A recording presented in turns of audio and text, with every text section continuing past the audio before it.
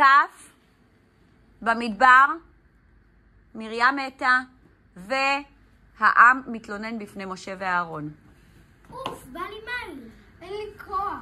חם פה. אנחנו נמות פה. אנחנו נתעלף פה. אני מתה מצימה. למה הוצאת אותנו ממצרים?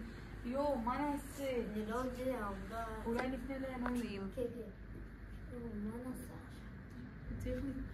אלוהים, אתה שומע אותנו? אם כן, אתה יכול לעזור לנו בבקשה? כן, אני כאן, מה הבעיה?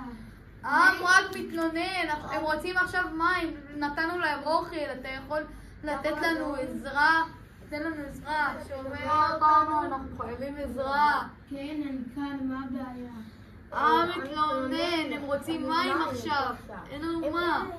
אין מים. אוקיי, דברו אל הסלע, ואז הסלע ייתן לכם מים.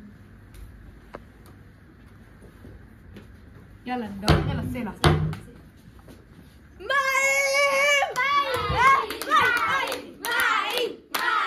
ומשה היכה בסלע, ויצאו ממנו מים. דבר על הסלע, לא להכות בסלע.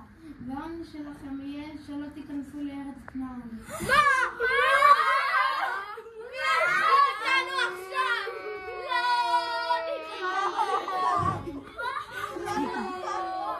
חם פה. אנחנו נמות פה.